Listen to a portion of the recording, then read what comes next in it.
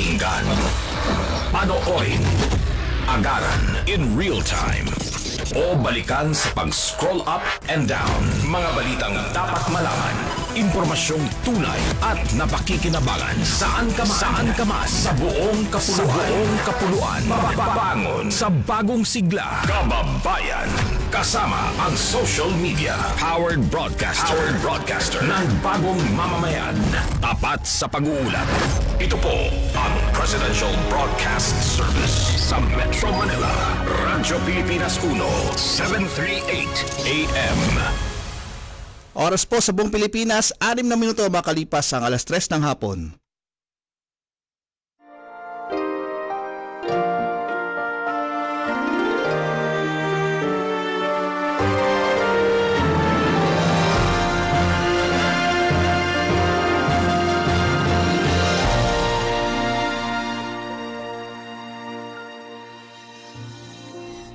Magandang hapon po sa inyong lahat at welcome po tayo sa ating programang Kalinga Hatid ng Red Cross sa Radyo Pilipinas ngayon po araw po na linggo, huling linggo po ng buwan ng Pebrero, February 25.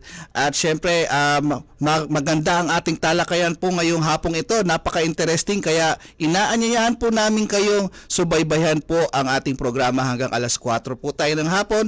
At sabi nga natin na tayo ay mapapanood sa ating TV Plus Channel 3 for the Box Channel 45 to 49 sa ating FB page na Radyo Pilipinas at Kalinga Hatid ng Red Cross at syempre sa Radyo Pilipinas 738 kHz.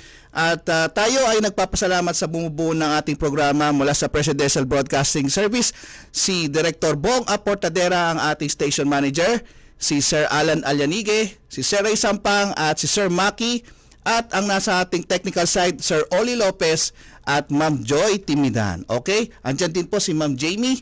At syempre mula sa Philippine Red Cross ang ating Chairman and CEO Richard J. Gordon, ang ating Vice Chairperson Governor Corazon Alma de Leon, ang ating Secretary General Dr. Gwen Pang, at ang iba pa nating Board of Governors, ang mga chapter administrator po natin at ang ating Board of Directors kasama ang mga Red Cross 143 at Red Cross Youth sa buong Pilipinas. Okay?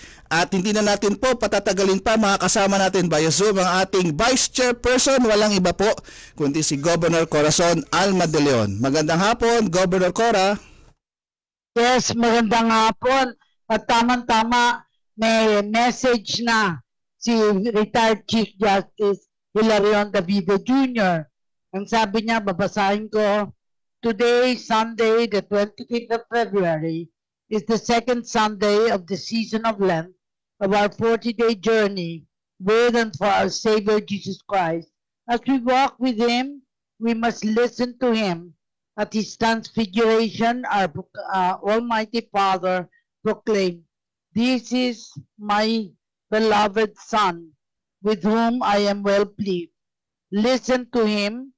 Then Jesus came and touched His disciples, saying, "Rise and do not be afraid." With great courage and full confidence, we now listen to Jesus and pledge never to be separated from Him. He is the resurrection and the life, the way, the truth, and the life, and the good shepherd.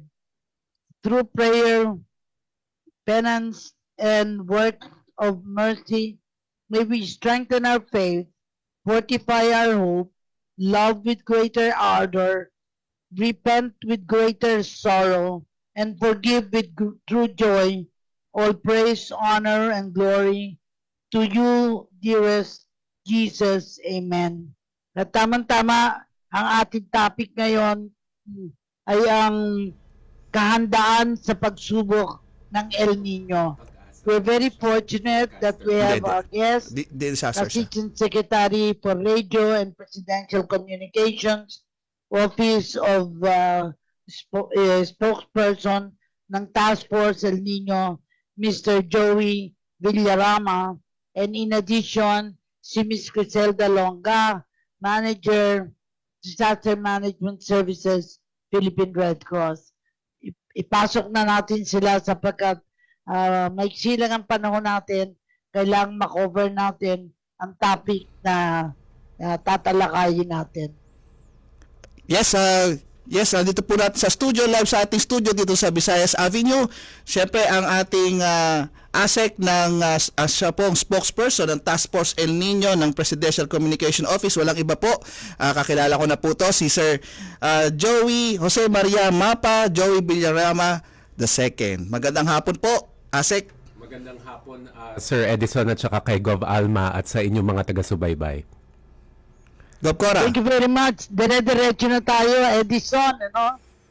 Siguro tanungin natin, ano yung tinatawag na El Nino phenomenon at yung kailan ito nangyayari sa isang bansa katulad ng Pilipinas?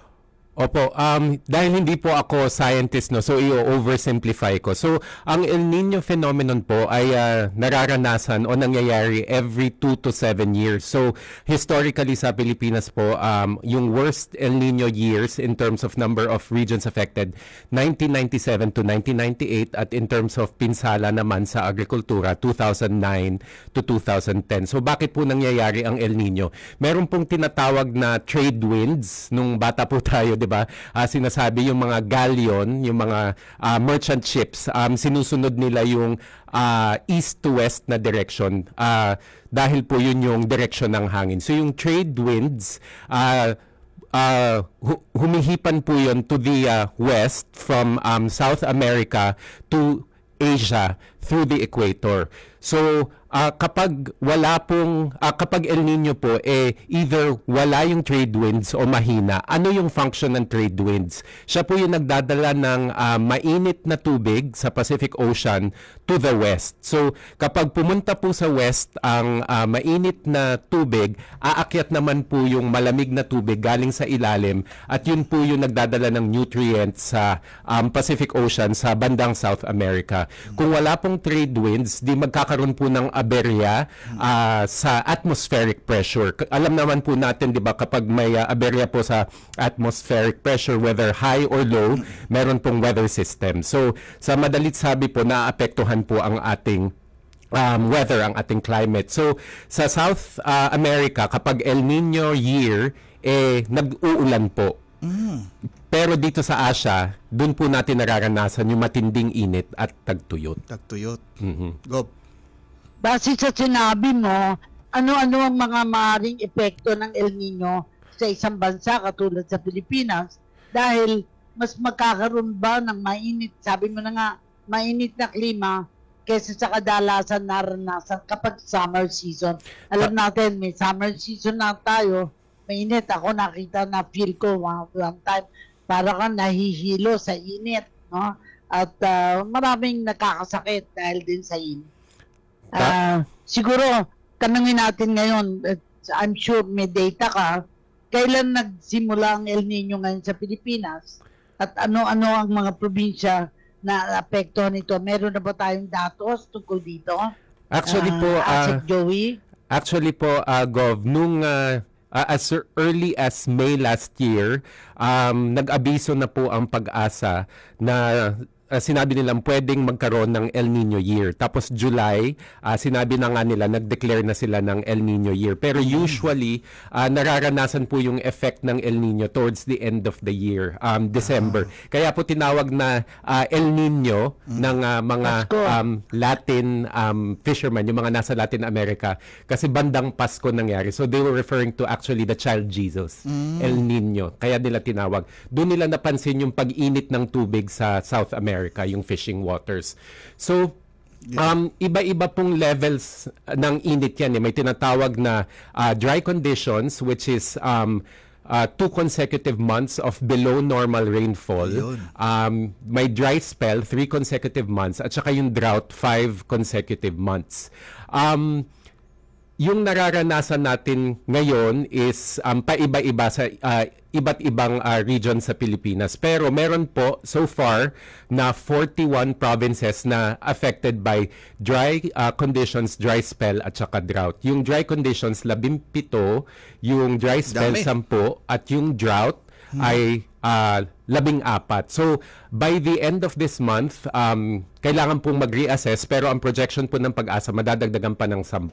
Nako. Tataas pa po yan ng 73, 80, babalik sa 50 hanggang hopefully by May, June, maging 10 na lang.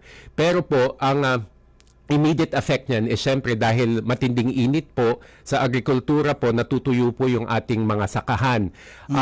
Tinanong po ni Gov kung meron ng affected. Meron na po, may bagong data po tayo from the Department of Agriculture. Kahapon pa lamang po inilabas. So, 4 regions po ang bago yan. affected. Region 1, Ilocos Region. Region 4B, Mimaropa. At yung nauna na pong dalawa, Region 6 and 9, Western Visayas at Zamboanga Peninsula. So, ang pinsala po ay nasa palay at mais. Bigay ko na lang po yung total. That's 357.4 million in damage and losses to palay and mais. At ang bulk po ay sa palay. Ang naapektuhan pong magsasaka ay 7,668. Pero gusto po nating i-emphasize na kahit malaki po yung amount, almost 358 million, maliit pa pong bahagi yan. Kasi po ang ina-anticipate po ng Pag-asa at ng NIA mas marami po pa po, mga 275,000 hectares. Pero itong affected hectares pa lang po so far, sa awa ng Diyos, 6,523 hectares. So kaya po patuloy po yung prevention, intervention at mitigation measures na ginagawa ng ating pamahalaan through the Task Force El Nino. Kasi nga sa mga susunod pang mga linggo at buwan, mas madadagdagan pa ang mga lugar na apektado ng El Nino. Alam na natin, halos north sa bandang Ilocos. Hilaga o Cagayan. Ilocos, and then meron na rin sa bandang Saya, pero parang hindi na-mention ng Mindanao, no? Siguro dapat tingnan natin ano ang mga unang naging aksyon o pagresponde ng El Nino sa Pilipinas. Kasi napansin ko na Secretary of Agriculture ang talagang apektado dito, no? So, alam ba natin kung ano na yung aksyon ng Department of Agriculture para magresponde sa El Nino sa Pilipinas? Kung pwedeng, if it is already available, pwede natin tanungin si ASEC po dito. Yes, Gov. Actually po, yung banggitin ko lang po yung composition ng task force. Dati po, actually kasi reactivated and reconstituted itong task force. Meron na rin dati. Pero ngayon, ang principal agencies po na nagfo-focus ay ang Department of National Defense, sa katuwang ang DOST. Tapos ang iba pong departments po ay DENR, Department of Agriculture, DOH, at saka NEDA. So bakit po yun? Kasi ang focus po ng administrasyon ng Pangulong Ferdinand R. Marcos Jr. ay food security, water security, energy security. This is also public safety issue, kaya po DND, OCD po ang nangunguna. At pati po yung health. Nabanggit po natin kanina na may mga kaakibat na sakit. Pero po dahil nga po ang unang natatamaan o yung pinakamalaking natatamaan ay yung sektor ng agriculture at saka fisheries, palagi po nating nababalitaan na may ginagawa ang DA. So, multi-pronged po ang approach. So, prevention, intervention at saka mitigation. So, in terms of prevention, bago pa man po ma-experience o ma-feel yung kasagsagan ng init, inayos na po ng DA through National Irrigation Administration yung mga daluyan ng irrigation. So, inayos yung irrigation canal for efficient water flow, water distribution. Inayos din yung mga small irrigation equipment.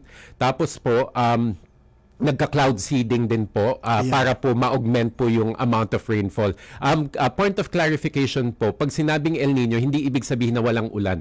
Actually, kanina, ewan ko, taga Quezon City po ako, umulan kanina umaga. Opo. So, pero ang Mga less than an hour. Yes. May ulan po pero baka nga po below normal or way below normal po. So meron pa rin naman. So kaya nga po yung DENR ang mungkahi pa rin sa mga probinsya na nakaka-experience ng pag-ulan is kolektahin yung rainwater.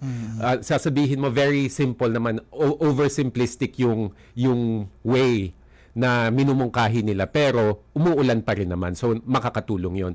So doon naman po sa mga napinsala na yung regions na nabanggit ko, ang ginagawa ng DA, i-assess nila yung lupa. So nasira yung pananim, nasira yung palay.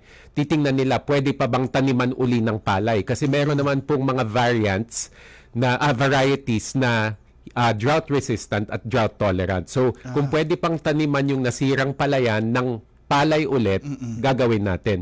Kung hindi naman, pwedeng magtanim ng alternative high-value crops gaya ng soybeans, mani, at saka munggo, legumes, ganon. Kung hindi na talagang pwede taniman, bibigyan naman ng financial assistance at saka alternative sources of livelihood yung mga magsasaka. Namigay na po ng mga domestic animals gaya ng kambing, itik, manok, native na manok para po pansamantalang may pagkunan ng kabuhayan yung mga apektadong magsasaka. Patuloy tapos po nabalitaan ko kanina although wala pang confirmation baka within the week meron po daw ilang lugar sa Mimaropa na posibleng magdeklara na ng state of emergency dahil po sa pinsalang dulot ng El Nino sa sakahan. So kapag mangyari po 'yon, makakahingi po ng tulong yung affected municipality sa DA through DA's Quick Response Fund. Kailangan lang po na yung LGU magbigay po ng report sa Regional Field Office ng DA, i-assess tapos i-forward po sa Central Office para mabigyan po ng tulong. So ganun po, very general po yung approach pero marami na pong ginagawa ang gobyerno kasi noon pa man pinaghandaan na po ang El Nino at yung threat ng El Nino. Maraming salamat, Joey. Ewan ko kung nakapasok na si Criselda Longa. Andyan na po siya, Gob. Manager, Andyan na po manager siya. siya ng Disaster Management Services ng Philippine Red Cross. Nakapasok na ba, Edison? Yes po. Ma'am Ising, Ma'am Criselda, good afternoon. Ayan na dyan siya. Ayan po. Oo. Hindi kasi, syempre, disaster response tayo, no? Ano i-manage mo kung hindi natin alam kung anong response? Ang nakikita ko ngayon dito ay kahandaan ng mga chapters natin. In fact, sa Tuesday, I will go to Bohol and for another conference ng International School for Sustainable Tourism. And I hope that on my second day, I will meet with the Bohol chapter para mapag-usapan din to kasi baka tamaan sila ng El Nino and therefore ang tanong natin, which is my question to you, ano-anong mga nakalatag na plano o programa para sa mga maapektuhan na mga lugar sa Pilipinas. On the part of Red Cross, ano ang ating response? Go ahead, Criselda. Opo, no. So, good afternoon po sa lahat po ng nakikinig, no. So, maraming salamat po sa tanong. Sa Philippine Red Cross po, no, as a humanitarian organization, actually, nag-support tayo last year po, no, doon sa water needs doon sa Catanduanes, no, mga start pa lang po ng El Nino, on which we deploy our water tanker in Catanduanes and able to distribute 354,000 of liters for 1 month. So na-serve natin yung 13 na barangays po no sa Virac, on which katuwang po natin ng local government, nakita po nila yung need for water noong mga barangay sa syudad ng Virac. So, isa pa lang po yan no, sa mga responde ng Philippine Red Cross sa El Nino. Pero last January po, nitong January 2024, si Philippine Red Cross po ay nagpa-meeting sa pangunguna po ni Ma'am Secretary General Gwendolyn Pang at katuwang na rin po si Chairman Richard Gordon para i-alert yung mga ating chapter at bigyan ng mga informasyon no, patungkol sa El Nino. On which po we provided po yung mga details kung ano ba yung dapat natin paghandaan. Nasabi nga po ni ASEC na sa agrikultura no, tinitingnan din po natin paano po tayo makatulong sa ating mga farmers, on which ang Philippine Red Cross po no, naka-ready po tayo na pwede po tayong magsuporta sa patubig o kaya po sa mga barangay na may kakulangan po sa tubig, we can deploy our water tanker. And kung may pangangailangan naman po sa mga pagkain, we can deploy our food trucks para makapagbigay po ng pagkain, or we can distribute food packages.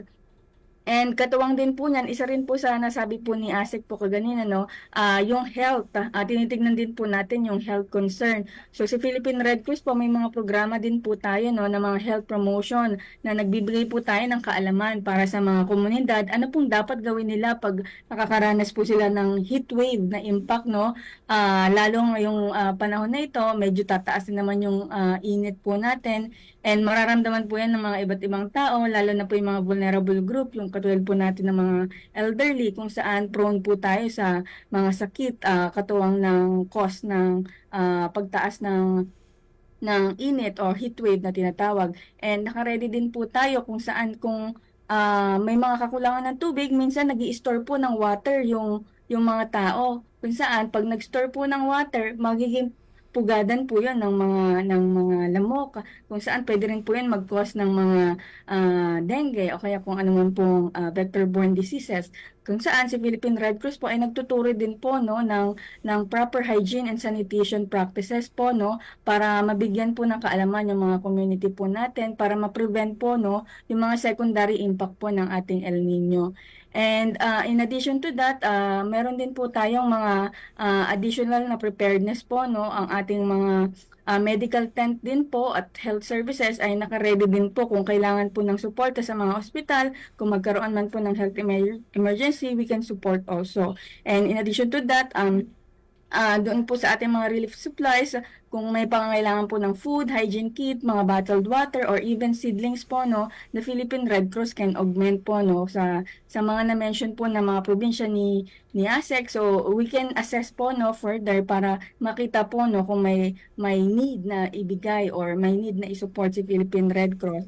Pero tinitingnan po natin na dapat ang mga area na ito ay nakikita po natin na naayon po yung mga assistance sa doon sa mga kakulangan or need po nila.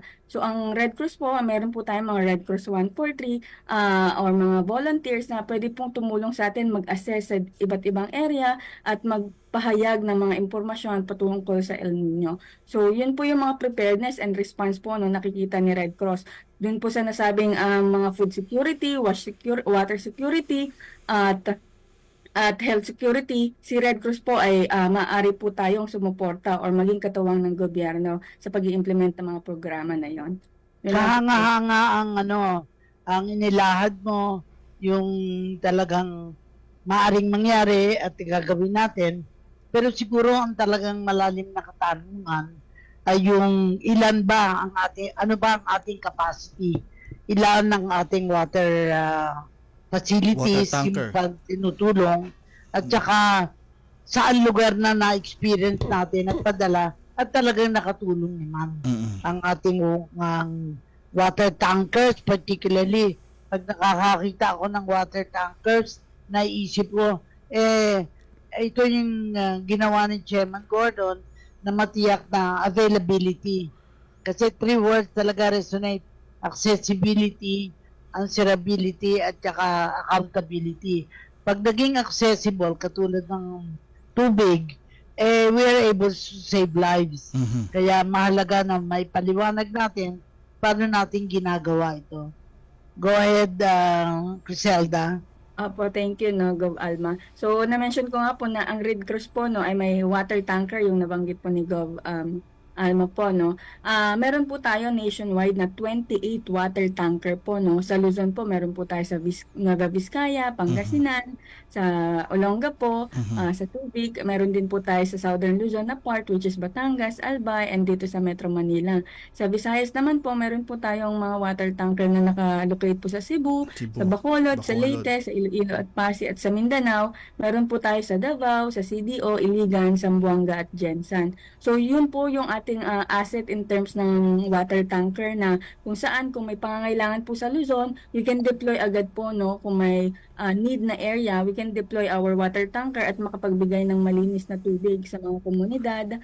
At kung meron din sa Visayas at Mindanao, meron din po tayo naka-standby po, no, na water tanker. Gov Alma, yung nasabi ko kaganina, nung last year po, no, halos 1 buwan po tayong nagbigay ng tubig sa Birac, Catanduanes. Almost 15 barangays po yung na-serve po natin doon.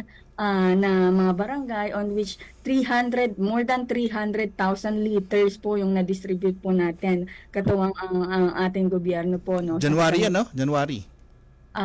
September, September, October last year, oo. last year. So, and then almost 1 month, nakita na medyo okay na yung probinsya, and then tsaka natin na pull out yung water tanker after that. Go, Cora. Mahalaga na naipaliwanag natin sa mga nanonood, nakikinig sa atin, na ito yung tinatawag nating in addition to our volunteers, 143, meron tayong talagang equipment, logistics na sa pamagitan ng pamumuno ng ating chairman and CEO, Richard J. Gordon, ay nakikita natin ang kaalaman na kaiba nun sa dating pamamaraan. Kasi parang reaction lang tayo. Ngayon ay hindi, kailangan alam natin, anticipatory is the word. Nakikita ko, oo. So, bukod doon, ano pa yung gusto mong mayulat? Kasi babalikan ko na si Asek Joey, dahil nakikita ko na meron din ginagawa yung mga ahensya para tugunan ng problema ng El Nino. Whether nandyan na o kung darating pa. Okay, go ahead, Criselda. Currently, ano ngayon ang ginagawa natin? Ayan. So ngayon po, no, thank you, Gov. So ngayon po, no, si Philippine Red Cross mo, nasabi niyo po, Gov Alma, yung ating mga volunteers po, no, ay nire-ready po natin, tinitrain po natin or kinakapacitate po natin sila para mabigyan ng kaalaman patungkol sa El Nino at kung ano man po mga kaalaman ang pwede po nilang ma-share sa ating mga communities. Yung logistic naman po, as I have mentioned, yung logistic po ng Philippine Red Cross ay naka-standby na po sa iba't ibang parte ng Pilipinas, yung water tanker, food truck, mga relief at kung ano pa po para kung may kailangan pong assistance po, no, yung ating mga barangay based assessment po, we can support po, no, agad-agad. And yung logistics po natin, as mentioned po ni Gov Alma, no, yung anticipatory, minomonitor po natin yan, yung mga details ng impormasyon, yung nasabi po ni Asika ganina, na together with Pag-asa, minomonitor natin ano ba yung mga areas na may dry condition, drought condition na para makita po natin at ma-assess kung matindi na ba yung grabing impact nito sa probinsya na ito at mabigyan natin ng assessment at makita natin kung ano po yung pangangailangan. So volunteers, logistic plus information technology po, no, yung ina-adapt po natin dito sa Philippine Red Cross. At kahandaan po sa mga prediction, nakikita po, no, na marami pong mga probinsya ang maapektuhan po nitong El Nino, hindi lang po sa Luzon but meron din sa Visayas at Mindanao kung saan binabantayan po natin sila. At together with the Philippine Red Cross sa 102 chapters, tayo po ay nakaalalay sa mga barangay, munisipyo at probinsya kung saan tinitingnan po natin kung saan po tayong pwedeng makatulong. Yan lang po, Gov. Siguro babalikan ko si Asek Jose Villarama kasi nakikita ko na pagkatapos ng El Nino at El La Nina, ito ba ay pinaghahandaan na din natin? At gaano kalawak naman o kalaki excuse me, o kalaki ang pinsalang na idudulot ng El Nino in the past. Kasi we must learn from our past or from our history so we can do better present and future. Go ahead, Asek. Opo, Gov. Sa ngayon po, ang na-experience natin ngayong months ng January at February ay yung strong and mature El Nino. Strong. At yung effects nito ay magpo-persist until May. Ako. Tapos by June, may tinatawag silang El Nino Southern Oscillation Neutral. So hindi natin alam kung El Nino pa yon o La Nina na. Pero the task force anticipates that the work will continue even after humantong na tayo dun sa neutral conditions na tinatawag. So historically, nabanggit ko po kanina, although I don't have the exact figures, in terms of number of provinces affected, yung 1997 to 1998, yung El Nino year na po, yun ang pinaka matindi. Pero in terms of damage and losses to agriculture, 2009 to 2010. So, kung mamaya mahanap ko yung figures, I'll mention it. Pero yun po, so meron po tayong 2 years, El Nino years na experience natin yung strong and mature El Nino, at yun yung nagkaroon ng strongest impact. So, kumbaga, meron na po tayong experience. Pero lagi ko pong sinasabi sa mga panayam, ang hindi po natin ma-predict kasi kung ano yung magiging hagupit ng kalikasan. Tsaka yung iba pang mga nito, effect, kalimbawa, kasi hindi natin malaman, Gov Cora, Sec, yung pwede pang mag-effect nito sa iba pa, halimbawa sa mga bulkan natin, then yung may mga sudden disaster na pwedeng sa sobrang init eh. Tama po yun, Sir Edison, kasi kahit El Nino year at saka yung sinasabing effects ng strong El Nino will persist until May, may papasok pa po, ayon sa Pag-asa, may papasok pa pong 4 to 7 na cyclones na bagyo. Pero hindi natin alam dahil nga sa effect na ng climate change kung gaano kalakas o kung mag-iiba ba yung intensity ng mga cyclones na ito pag pumasok. So yun yung kailangan bantayan din eh. So hindi natin pwedeng sabihin na handa tayo 100% dahil hindi tayo pwede maging kampante. We can learn from the experiences nung past, pero dahil nga ang kalaban natin is something na hindi natin talaga ma-predict, kailangan meron pa ring pag-aaral. Kaya ang maganda po sa approach ng task force ngayon is very scientific din. So tinitingnan talaga yung models, yung scientific models, para makita kung paano, saan pwedeng ipasok yung tulong. Pero yun nga po, meron po tayong mga blind spot talaga na hindi natin ma-anticipate. So yung variables na pwede nating makontrol, like food supply, yung health, yung energy, water, as of now, sufficient po yung, stable po yung dam levels, pero hindi natin alam Pero nababawasan. Araw-araw nababawasan. Yes po. May report po this week lang yata, earlier this week sa Pantabangan. Ang sabi ng mga magsasaka dun sa areas na covered nung irrigation program ng NIA, hindi na raw naaabot yung outskirts, mga 7 areas yata. Pero nadidiligan pa naman po. Yun nga lang yung optimal level sana ng Pantabangan na hino-hope ng NIA na ma-attain, hindi po dahil kasi kulang yung ulan. Pero sapat pa naman sa ngayon. Pero actually nagsimula tong El Nino last year no? Kasi mapapansin natin, ASEC, actually lahat natin naranasan ko, konti lang ang bagyo. Imagine ang bagyo natin last year hanggang kay Kabayan lang, letter K. Hindi tayo inabot ng U, ng T, ng letter W. Dati inaabot tayo ng ganun, pero talagang ito siguro yung isa sa effect ng strong El Nino eh. Yun nga po meron talagang changes sa weather patterns. Yung mga dati nating na raranasan na experience, hindi na. Mali yung maliit. Isang component lang yung El Nino talaga nung global climate change impact. So again, hindi ako expert, pero itong pagpapalit ng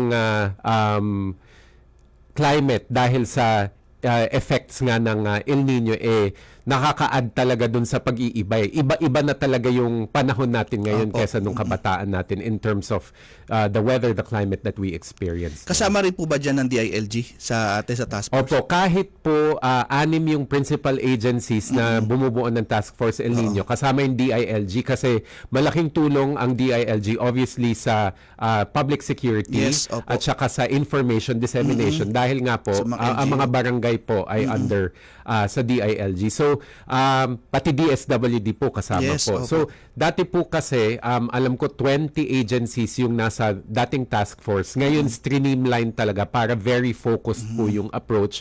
Pero it doesn't mean na yung ibang ahensya hindi nakasama. Tulong-tulong pa rin. Gaya po ng palaging sinasabi, ang approach po is whole of government approach. Ayun. Kasi anyway, balikan mo natin si Gov Cora. Gov Cora, magbaroon lang tayo sandali ng commercial break at tayo magbabalik po. Huwag po kayong bibitiw sa ating Zoom link. Tayo ay magbabalik lang po sa mga ilang paalala. This is a public service announcement. Good news para sa mga vloggers at aspiring content creators. Dahil sa demand ng industriya, kasama na ang content creation sa mga kursong alok ng TESDA. Hasain pa ang inyong knowledge and skills para maging professional at kumita gamit ang inyong mga social media accounts. At ang maganda, libre ito! Para sa iba pang detalye, mag-login lang sa tesda.gov.ph o magtungo sa TESDA offices na malapit sa inyo. This is a public service announcement. Public service announcement From PBS, Presidential Broadcast Service. and Radyo Pilipinas. Ngayong panahon ng El Nino, narito ang ilan sa maaari nating gawin para makapagtipid ng tubig. Laging siguruhing sarado at walang tulo ang mga gripo kapag hindi ginagamit. I-check ang mga tubo kung may tagas at ipaayos agad kung mayroon. Imbes na mag-shower, gumamit ng balde at tabo sa pagligo. Gumamit rin ng baso pag nagsisipilyo. Gumamit ng plangganang may sapat na tubig kapag naghuhugas ng mga kaldero, plato at iba pang pinagkainan para maiwasan ang tuloy-tuloy na pagdaloy ng tubig sa gripo. Ipunin ang used water at ito ang gamiting pang-flush sa toilet. I-report agad ang mga makikitang illegal water connections, gayon din ang mga unauthorized na pag-iigib sa mga fire hydrants. Ito ay mga simpleng paraan lamang, ngunit sa ating kooperasyon ay malaking bagay ito upang masigurong sapat ang ating water supply sa lahat ng panahon. Isang paalala mula sa Presidential Broadcast Service at Radyo Pilipinas. Okay, nagbabalik po tayo sa ating programang Kalinga Hatid ng Red Cross sa Radyo Pilipinas at nagpapasalamat po tayo sa mga nanonood sa ating Facebook Live at sa ating TV Plus Channel 3 at For the Box Channel 45 to 49 at syempre sa ating Radyo Pilipinas 738 kHz. At dito pa rin tayo sa ating talakayan kahandaan sa pagsubok ng El Nino. Governor Cora. Kasi if we don't learn lessons from the past, we will not really be able to cope with the future. Kaya pagkatapos ng El Nino, ay sabi nga La Nina, ito ba ay pinaghahandaan na din ba natin? At sa Philippine Red Cross, natatandaan mo ba yung mga naiulat na natin sa mga nagdaang panahon na yung mga rehiyon na naapektuhan at ngayon naman ay bumangon? Kasi ang iba parang nakita ko yung mga napanood ko sa TV, yung mga artistang nasira ang kanilang mga bahay dahil sa bagyo, parang naghirap. Kasi yun ang kinatatakot ko. Yung magiging epekto ng El Nino will in fact exacerbate poverty ng mga Pilipinong naghihirap na talaga ngayon. Taasek. Kasi yung mga may tanong po si Gov Cora. Ayun po, tama po yun. We are looking at the experience of the past. Opo, kasi nga po, hindi natin ma-predict for one, pero po, dahil nga meron po tayong mga natutunan doon, kaya nga po, I believe yung constitution po ngayon ng El Nino Task Force talaga is DND yung nag-lead. So, ang line agency is Office of Civil Defense kasi ina-anticipate na nga po natin yung disaster scenario. Kung sakali pong hahantong at mag-shift to La Nina na sana wag naman kasi mas mahirap din yung talagang hindi mo makontrol yung pag-ulan at pagbaha. Meron pong mitigation measures na nakahanda po. In terms of nabanggit ko na rin kanina, kaya ang focus din po is food supply kasi kapag po whether matindi ang init o kaya umuulan at nagbabaha, ang una po talagang tinatamaan is yung pagkukunan natin ng pagkain. Apo. Kaya po Department of Agriculture, nag-ulat po si Secretary Tio Laurel kay Pangulong Marcos mismo 2 Tuesdays ago na yung food supply natin, particularly yung bigas, sapat po until September. Kasi nandyan po yung imports, tapos actually nagsisimula na po yung anihan ng dry cropping season. Ang problema po na dahil nga this is also weather related, yung susunod po na taniman which is March to September, pwedeng ma-delay kasi baka wala ngang ulan.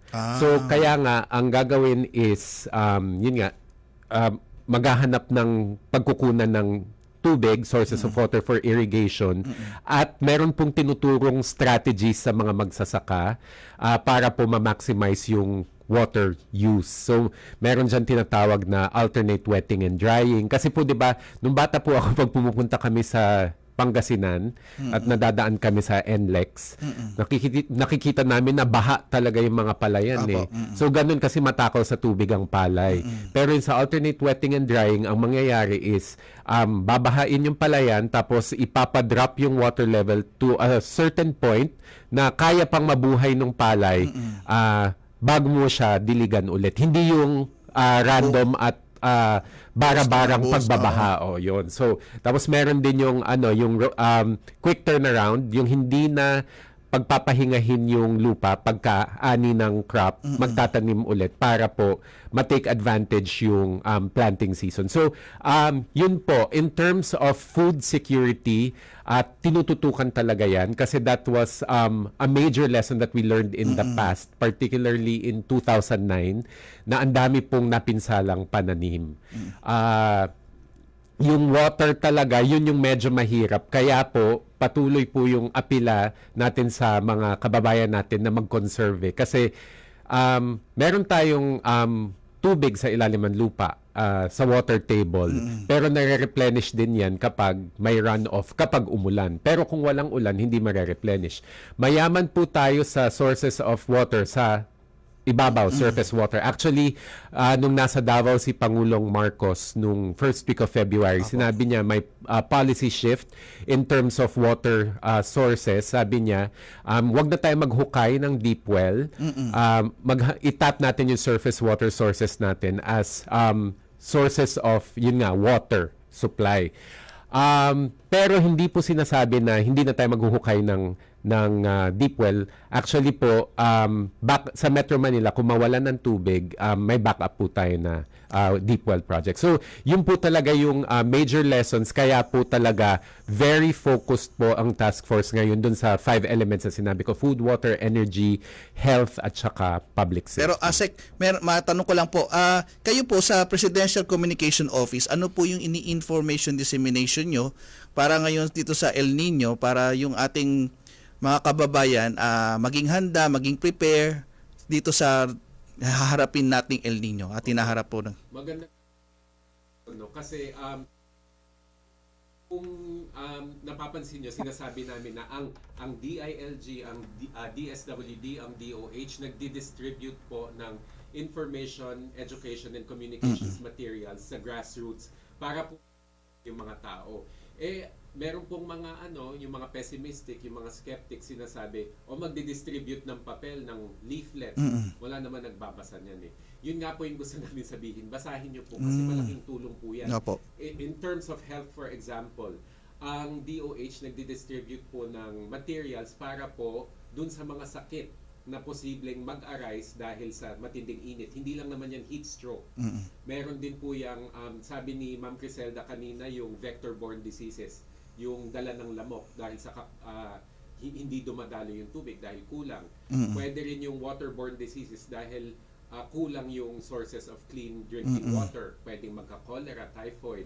Oo, opo. So, wag po nating maliitin yung ganon. So, sa parte po ng PCO, bukod po sa pag-iikot po natin sa media at pagsasalita po kung ano po ang ginagawa ng task force, hinihikayat po natin ng publiko po na gawin po nila yung kung ano mang maliit na bagay na makakaya nila para po makapagtipid tayo.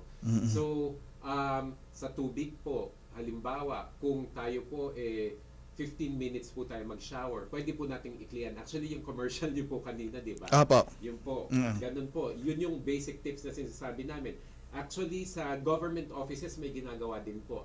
Si Secretary Teodoro naglabas po siya ng memo to all military camp commanders directing them to save water or conserve water within military camps. So yung military personnel at saka yung dependents po nila kailangan magtipid po, and lalaki pong communities yung nasa loob, diba?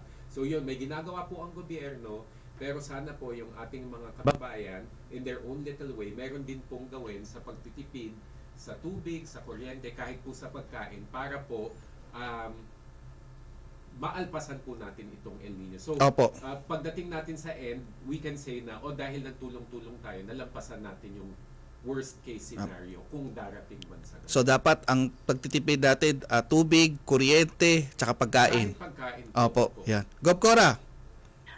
There is a term called seeding. S-E-E-D-I-N-G. Ang alam kong seeding, yung pag walang tubig, nagkikreate ng water, di ba? Yes. Or sa mga plants. Siguro paliwanag natin yun because that's a technology. In fact, ang iba nga, kapag walang tubig sa eroplano, sinasabog yung tubig sa eroplano. Ang nakikita kong in the past, no, I don't know kung currently, merong ganun ng sistema na ginagamit pa ngayon. Yan po ang Siguro isa you sa can mga help. measures na ginagawa ng Department of Agriculture, yung cloud seeding. Hindi po Yes. siya yung main intervention nila, pero isa yan sa mga interventions nila para po magkaroon ng ulan. So, ang main sources of water para mandiligan po ang mga sakahan is still irrigation, pero to augment yung water supply through rain is cloud seeding. Tama po.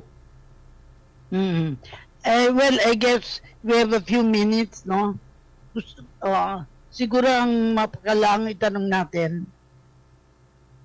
Natanong ko na earlier, Yes ano-ano po. ang mga nakalatag na plano, programa para sa mga maapektuhan na lugar ng Pilipinas. Siyempre, hindi pa natin alam kung ano maapektuhan. Pero kung ano yung maapektuhan, ano na ang programa ng Department of Agriculture at ibang departamento para dito. Opo. Yung nabanggit ko po kanina doon sa affected farmers, directly pong nakikipag-ugnayan yung DA Regional Field Offices para po matulungan sila. So again, kung pwede pang taniman yung napinsalang sakahan, tutulungan po ng DA ang mga magsasaka para magtanim ulit. Kung hindi naman pwedeng taniman ulit, meron pong financial assistance, meron pong alternative forms of livelihood. Actually, ang DA po, pwede pong mag-endorse sa DOLE at saka sa DSWD na mga magsasaka. So, bakit po DOLE? So, kunyari po, wala na pong lupa na pwedeng tamnan, pwede po silang i-endorse ng DA, mga magsasaka i-endorse ng DA sa DOLE para po mabigyan sila ng skills training para po meron pong alternative na kabuhayan. DSWD po, cash assistance. So, tulong-tulong po talaga ang mga ahensya. Palagi pong siguro nababalitaan sinasabi, Task Force El Nino, Task Force El Nino. Pero the brunt of the work po talaga is dun sa grassroots level. So, nagpapasalamat po kami dun sa mga regional offices, pati yung mga disaster risk management units dun sa local level kasi sila po talaga yung tumututok. Actually, yung data na mga sinasabi ko, yung mga binibigay ko sa inyo, galing po sa aming mga kasamahan na nasa field talaga na tinututukan po yung mga magsasaka natin. Hindi lang mga magsasaka, pati yung mga kababayan natin na posibleng maapektuhan Yes. dahil nga sa tinding init na dulot ng El Nino. Actually, sa Bohol, starting today, merong farm tourism conference sa Bohol. At I got word from Sonia Rojo na nandun sila sa bee farm.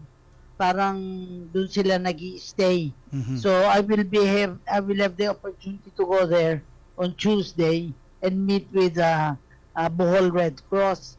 Naniniwala ako na yung naibigay mong paliwanag ay may relay natin sa mga communities na mararating through visits. Kasi yun naman ang dapat ginagawa ng Red Cross, pinaalam sa mga tao kung ano yung mga pangyayari. Kaya tinitiyak natin sa magitan mo ay nailahad mo yung mga maaaring mangyari, kailan ka mangyayari ito, at para mas naging malawak ang kaalaman natin dito. Meron pa ba tayong tatalakayin, Edison? Gob, Ano pa tanong? siguro hingan na po natin ng mga final message ang ating mga kasama po ngayong hapong ito. Okay. Siyempre, unahin po natin si Ma'am Criseda Longa, ang manager po ng Disaster Management Service ng Philippine Red Cross National Headquarters. Ma'am Ising? Ayan, thank you Sir Edison and Gov Alma. So ayun po no, so ang Philippine Red Cross po no ay sumusuporta po no together with the government para mabigyan po natin ng preparedness at naayon na response po no with regards to sa El Nino. So yung mga nasabi po kaganina na mga pang-prevent na kung tayo po ay mag-iimbak ng tubig, ensure po natin na ang mga imbakan po natin ay nakatakip para ma-prevent po ang mga secondary impact sa health. Kung tayo naman po ay maliligo, magtututbrush, magluluto, ensure po natin na tayo ay nagpe-preserve ng water para maiwasan po ang maraming paggamit ng tubig no. At yung sa Philippine Red Cross naman po, kung meron na po kayong mga nakikitang impact sa kakulangan ng tubig sa inyong komunidad, maaari lamang po kayong tumawag sa Philippine Red Cross. May hotline po tayo na 143 para i-report po ang inyong sitwasyon at agad-agad po natin itong titignan para kung kailangan po tayo po ay makapag-deploy ng ating water tanker o kung ano man pong tulong na needed po sa ating mga barangay. So again po, ang Philippine Red Cross po ay katuwang po ng inyong barangay at ng komunidad patungkol sa pangailangan or pagresponde dito sa El Nino. Thank you po. Thank you. Okay, at maraming salamat Ma'am Ising at susunod po ang ating special po na panauhin ngayong hapong ito. Siyempre, si ASEC Jose Maria Mapa Joey Villarama, ang spokesperson ng Task Force El Nino at mula po sa Presidential Communication Office. Maraming salamat sa pagkakataon, Sir Edison, Gov Alma. Nais po nating ipabatid sa ating mga kababayan na handa po at may ginagawa po ang administrasyon ng Pangulong Ferdinand R. Marcos Jr. para po maabatan at masolusyonan ang mga posibleng magiging epekto at pinsala ng El Nino. Pero hinihiling po namin ang ating mga kababayan in your own little way, sana po makatulong po tayo para sama-sama nating malabanan at maalpasan po itong epekto ng El Nino. Binanggit ng Pangulo last month sa launch po ng Bagong Pilipinas Brand of Governance na bawal po ang waldas. It also applies to everyday living po, hindi lamang po sa operations ng gobyerno.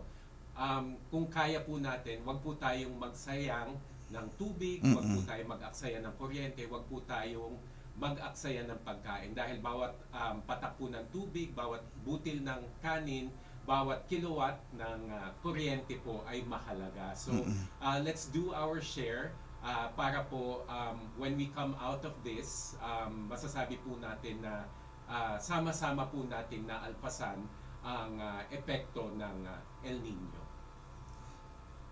Ang sa akin ay pasasalamat bilang spokesperson ng Task Force El Nino na bigay mo ng impormasyon ang ating programa.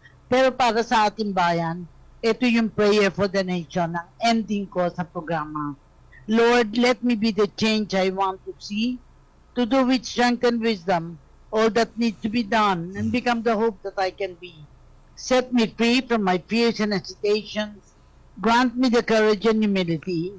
Fill me with spirit to face the challenge and start the challenge I long to see. Even if I'm not the light, I can be the spark in faith, service, and communion. Let us start the change we want to see, the change that begins in me. Maraming salamat sa lahat ng nanonood, nakinig sa atin, tataasahan natin ang inyong pagsubaybay sa ating programa tuwing linggo, 3 o'clock hanggang 4 o'clock. Thank you very, very much. At yan na po ang programang Kalinga Hatid ng Red Cross sa Radyo Pilipinas at magkita-kita tayo muli sa susunod na linggo. Ito po si Edison Enriquez. Ang susunod po na programa ay pagbabalita hatid ni Sir Albert Sebastian. 1 minuto bago mag alas 4 ng hapon.